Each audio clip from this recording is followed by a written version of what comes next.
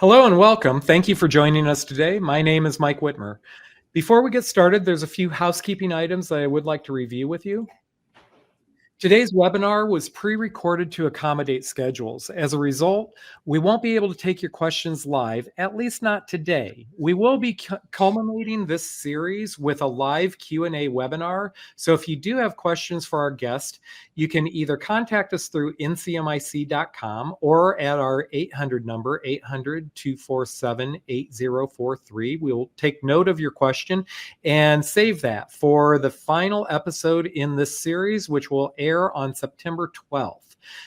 So please register for that. When you see your email come out with that registration, you can attend live on the 12th, or we will have a recording of the webinar emailed to you following.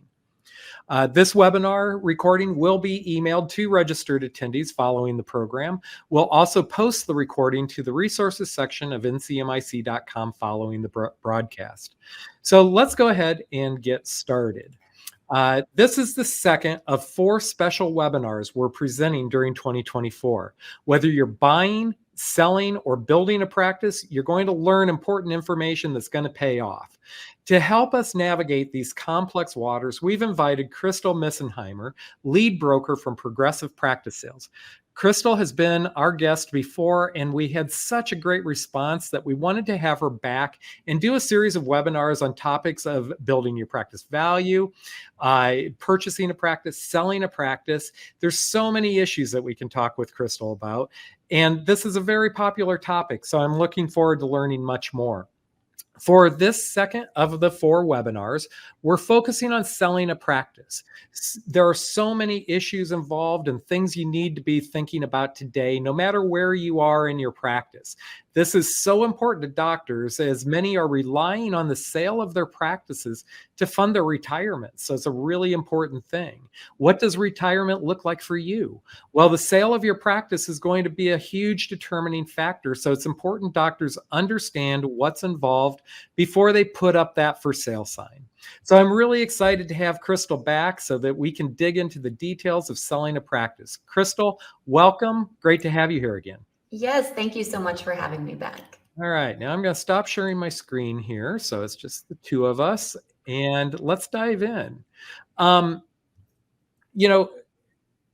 one who learns from the mistakes of others. I think that cautionary tales are great learning tools. So, Crystal, what are the most common pitfalls or mistakes to avoid when selling a chiropractic practice? Yeah, it's a great question, a great place to start. Should always begin with the end in mind. And I think one of the biggest challenges that chiropractors face is that they have no idea what the process looks like. So when you don't have clear expectations, it's very hard to plan for success. So that would be one of the first things, is just really get to know what this process involves, because it's so much more complicated than you probably realize just from looking at it on the surface. And another big challenge that I see chiropractors facing is just lack of preparation. When you think about selling your practice, you might think about, possibly tidying up your clinic. You might think about, just getting some information from your CPA, financial history, but it's really so much more than that, because what you're selling is something that's intangible. Your practice, people can see and feel, but the value of it is much more than just the equipment that you have in your practice.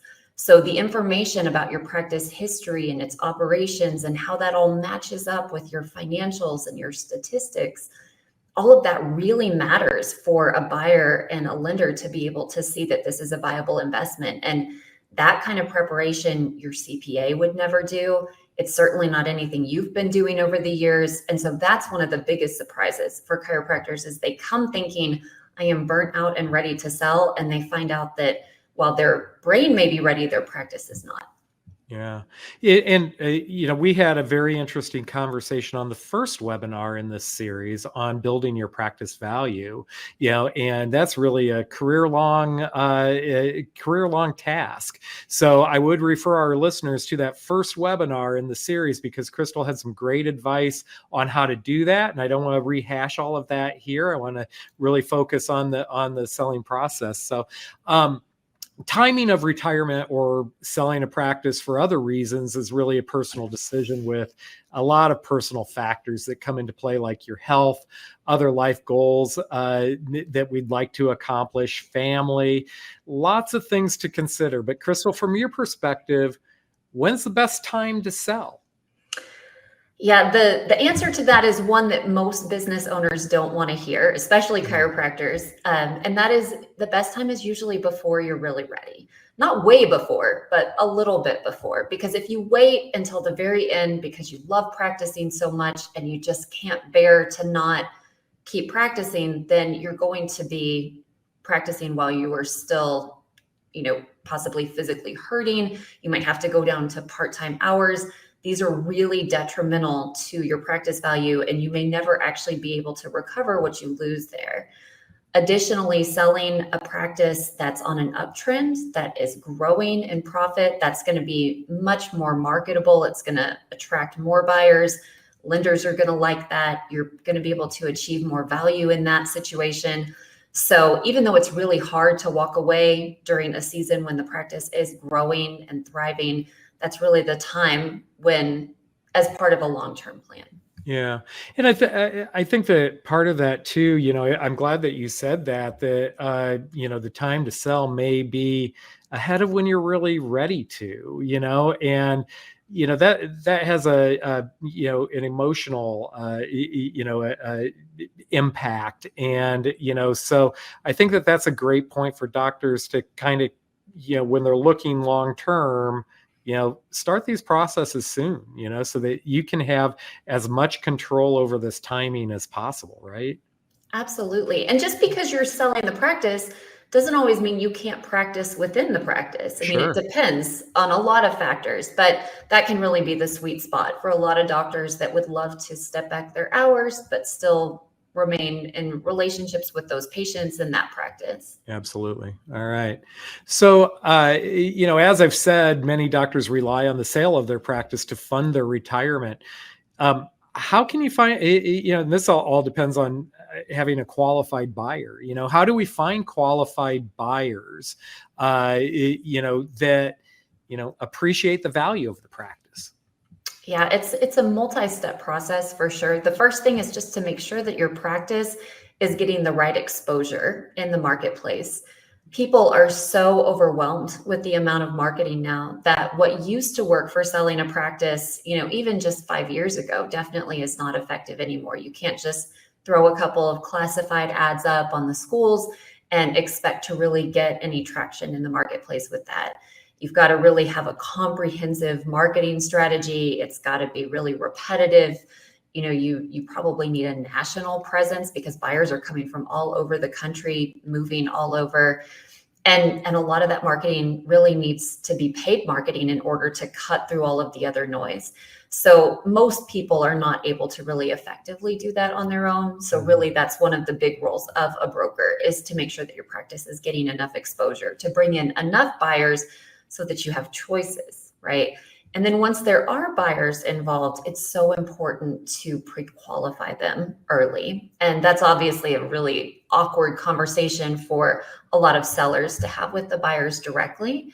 But having a third party who can come in and just matter-of-factly get proof of funds, proof of credit, find out if they are bankable, because there's criteria outside of those things that would make a bank loan possible or not. So all of that done really early is going to give you the best chances of avoiding owner financing. Mm-hmm.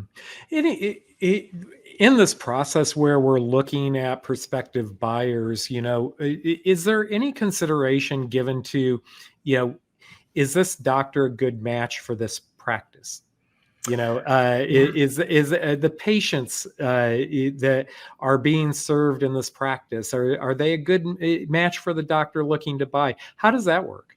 Yeah, it's a great question. And what we tell our doctors when they come to us is that you really have to pick a priority in your sale. You've got three choices. You can pick top return, you can pick fastest sale possible, and you can pick legacy. And for the doctors who really come at this process early and intentionally, they can have a wider strategy because they have more time to achieve what they're looking for.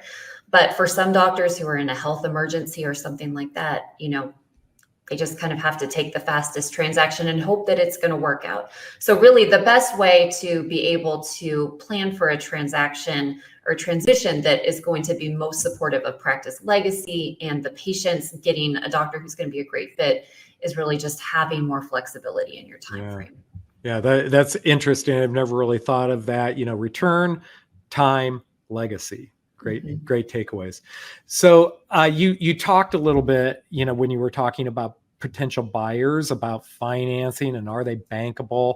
I would imagine that the financing of the purchase can be a challenge. And if I'm a doctor hoping to cash out, I don't really want to be the one financing the transaction for the buyer. How can I avoid financing my own practice sale? So one of the big parts of that is to make sure that your practice has been prepared properly for bank financing. So that's part of that sale preparation. You need the practice data to support the practice value and support that this is a transferable business that somebody else could easily step into. Because the lenders, when they look at a business that's for sale, they're thinking about protecting the bank and making sure that this is a business that somebody else could step into. So most business owners, their records don't automatically support that. So that preparation is very, very important so that when it goes in front of a lender, they say, yeah, I can definitely see how this doctor who's trying to get a loan could take this over. It also has to be the right lender, though. A lot of lenders can't lend on chiropractic, and there's a lot of reasons for that. One being the high levels of student loan debt that a lot of our young doctors have. Another is that there is so much value in the goodwill, which is the intangible benefit of these practices. And a lot of banks, they just have requirements for more equipment to collateralize or support the loan value.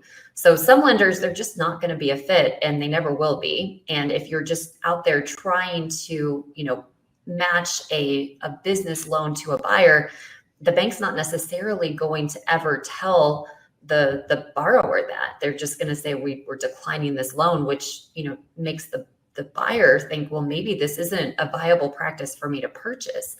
And it gives them a lot of trepidation about moving forward with another bank even. So one of the ways that you can sidestep that is you can work with a broker who has experience in chiropractic. Someone who specializes there is going to have all those connections so that they're able to connect the buyer with the right lending resources.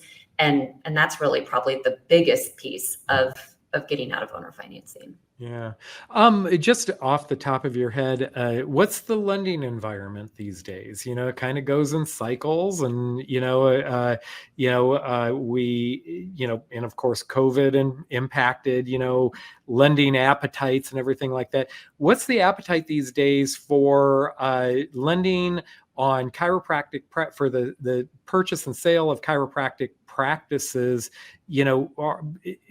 Let's assume the practice has all their ducks in a row and have done all the things that you've talked about. Is there an appetite out there with lenders? Yeah, absolutely. It's a very busy marketplace for chiropractic lending. Okay, great. So how long does it take to sell a practice? From let's say that I have been paying attention to this. The practice financials and everything are in reasonably good shape. I would expect that no matter who you talk to, there's some tweaks that need to be made and things like that, but I'm in relatively good shape. How long can I expect this to last?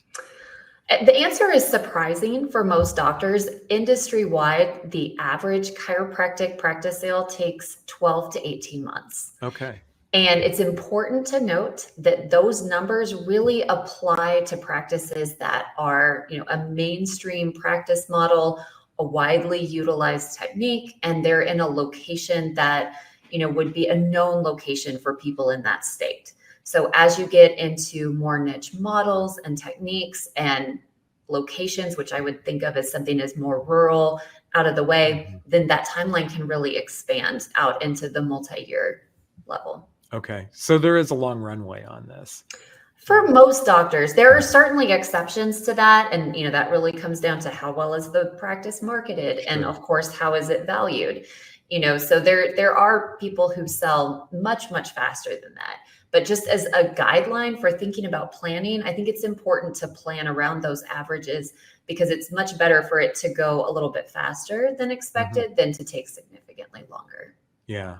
Yeah. It's good to have an idea of how long the process is going in so that you can, manage your own expectations, going through this, I would imagine. So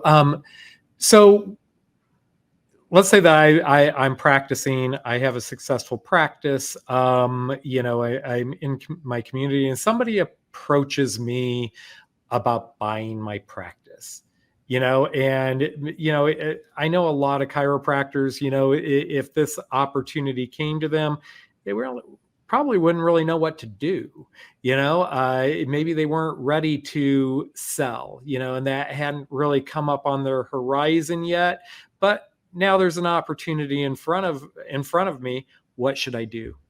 That's a great question. And that's a situation that I think a lot of doctors have been faced with over the past couple of years.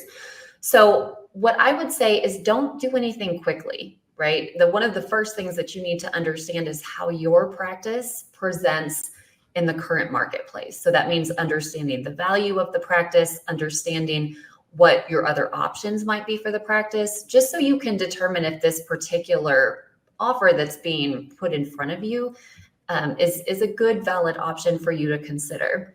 And it's very important to also understand that when you're selling a practice, the price is only one term. And it's an important term, but you would never want to agree to anything until you had all of the terms. Because something that sounds very reasonable on the surface might quickly fall out of the realm of possibility once you understand all of the different moving parts in one of these transactions.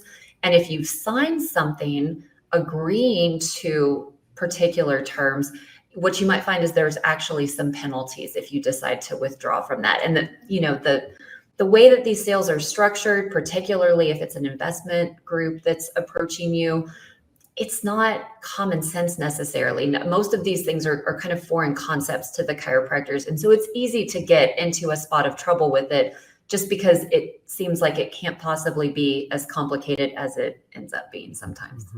So if I am a doctor and I've been approached and there's an offer made and, it looks good to me, should I contact a broker or do I not need one at that point? You really do need a broker. A lot of people think, well, the broker finds the buyer. So if I have the buyer, whether it's this investor that's approached me or a local chiropractor or my associate, there's nothing really else that I need from a broker. I'll just have my attorney come in and draw up a contract. But the truth is that there's a lot of steps between finding the buyer and signing the contract. And if that process isn't managed well, then you just have so many opportunities for things to go wrong, for things to get off track. One of the most common calls that we get is in that scenario where there was a buyer and seller that tried to do this on their own. And now that there's so much damage there between the two of them now from trying to accomplish this and not being successful, that they're calling in emergency support to just try and keep it from dying altogether. Yeah. Yeah. So have a plan.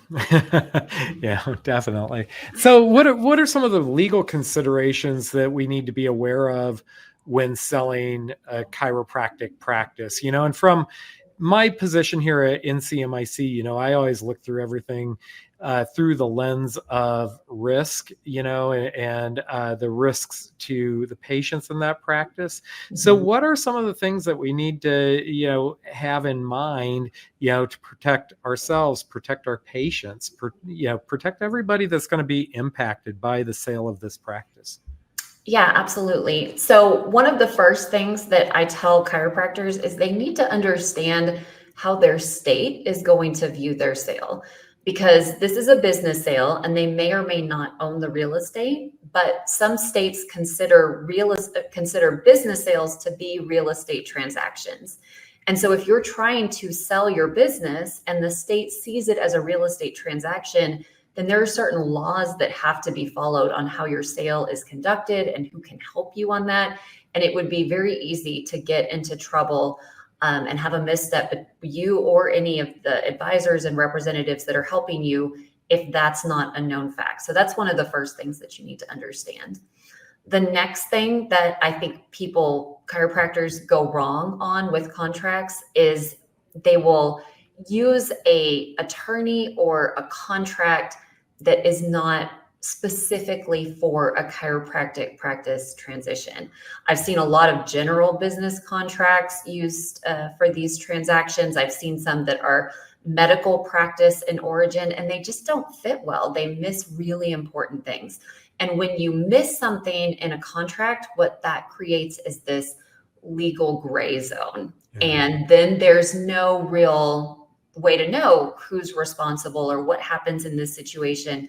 That's a very expensive place to be. And it can also put your patients and your staff in bad places because, a common example of that would be prepaid services.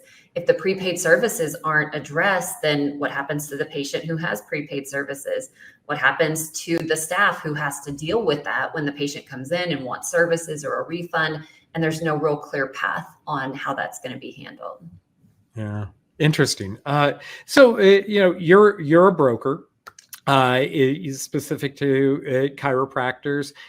Why should a doctor hire a broker to help through this process?